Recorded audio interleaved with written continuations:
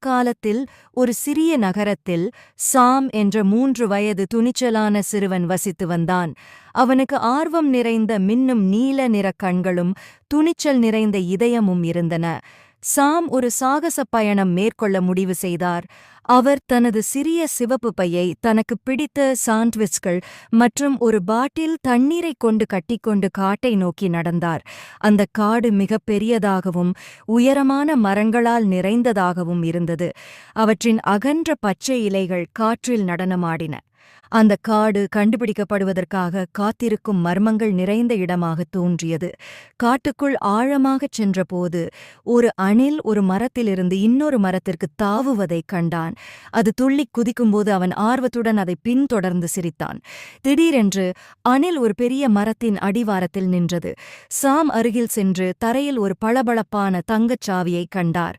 அவர் அதை எடுத்தார். அது என்ன திறக்கும் என்று யோசித்தார். காட்டின் ஆழத்தில் சாம் ஒரு கிளையில் அமர்ந்திருந்த ஒரு வயதான ஆந்தையைச் சந்தித்தான்.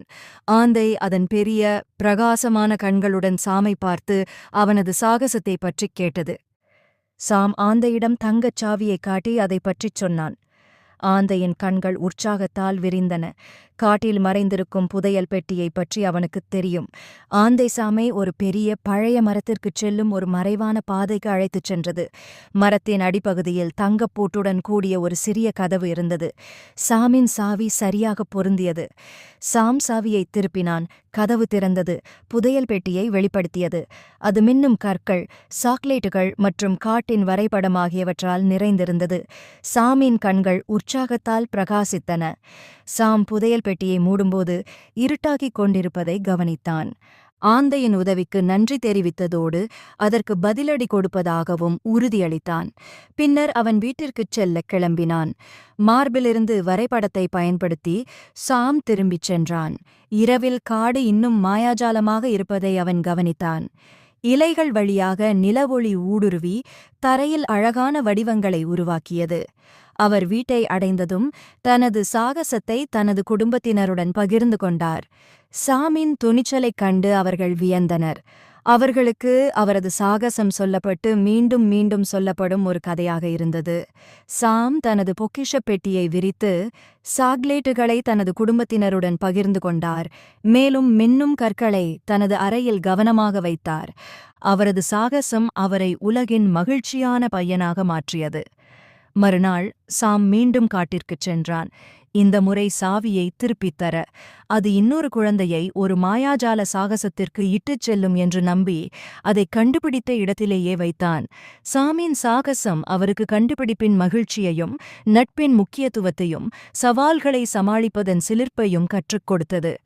அது அவர் எப்போதும் நினைவில் வைத்திருக்கும் ஒரு சாகசமாகும். சாம் வளர வளர சாகசத்தின் மீதான அவரது காதல் ஒருபோதும் குறையவில்லை. மாறாக அது மேலும் வலுவடைந்தது.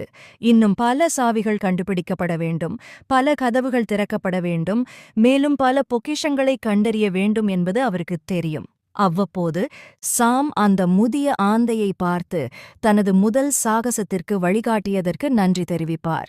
அதற்கு பதிலாக ஆந்தை எப்போதும் ஒரு புதிய கதையைச் சொல்லிக் கொண்டிருக்கும். அதனால் சாம் தனது வாழ்க்கையை சாகசங்கள் நிறைந்ததாக வாழ்ந்தார். இதனால் அவர் தனது ஊரில் மிகவும் துணிச்சலான பையனாக மட்டுமல்லாமல் மிகவும் மகிழ்ச்சியானவராகவும் இருந்தார். ஏனென்றால் சாமுக்கு வாழ்க்கை என்பது பயணத்தை பற்றியது, இலக்கை பற்றியது அல்ல. புதையல் பெட்டியை பொறுத்தவரை அதை கண்டுபிடித்த மற்றவர்களுக்கு அது தொடர்ந்து மகிழ்ச்சியை தந்தது. மின்னும் கற்கள், சாக்லேட்டுகள், மிக முக்கியமாக காட்டின் வரைபடம் ஒவ்வொரு குழந்தையிலும் சாகச உணர்வை தூண்டின. இளம் ஆய்வாளர்களுக்காக காத்திருந்த அந்த காடு மர்மங்கள் நிறைந்த இடமாகவே இருந்தது. அணில் மரத்திலிருந்து மரத்திற்கு தாவியது. ஆந்தை ஞானக் கண்களால் பார்த்தது. மறைந்திருக்கும் புதையல் அதன் அடுத்த கண்டுபிடிப்பாளருக்காக காத்திருந்தது. காட்டின் மையத்தில் மறைந்திருப்பதைக் கண்டுபிடித்தபோது அவர்களின் உள்ளங்கள் பிரகாசமாக பிரகாசித்தன. குழந்தைகள் தங்களையும் தங்கள் உள்ளுணர்வையும் நம்பவும், புதிய நண்பர்களை உருவாக்கவும், சவால்களை எதிர்கொள்ளவும், மிக முக்கியமாக கண்டுபிடிப்பின் மகிழ்ச்சியை அனுபவிக்கவும் கற்றுக்கொண்டனர். எங்கள் சிறிய சாட்சக்காரர் சாமைப் போலவே இதையெல்லாம் ஆரம்பித்து வைத்தவர் சாம்தான். அவரது கதை பலருக்கு உத்வேகம் அளித்தது, மேலும் அவரது தைரியம் மற்ற குழந்தைகளுக்கு ஒரு கலங்கரை விளக்கமாக மாறியது. இன்று வரை அவரது பெயர் அந்த நகரத்தின் குழந்தைகள் மத்தியில் பிரமிப்புடன் கிசுகிசுக்கப்படுகிறது. சாமின் கதை அந்த நகரத்தின் நாட்டுப்புறக் கதைகளின் ஒரு பகுதியாக மாறியது. அந்தச் சிறுவனின் சாகசக் கதை தலைமுறை தலைமுறையாக கடத்தப்பட்டது. குழந்தைகளுக்கு கனவு காணவும், ஆராயவும், தைரியமாக இருக்கவும், நட்பை போற்றவும் கற்றுக் கொடுத்த கதை அது. இவை அனைத்தும் நமது துணிச்சலான சிறிய சாகசக்காரர் சாம் என்பவரால் உருவாக்கப்பட்டது.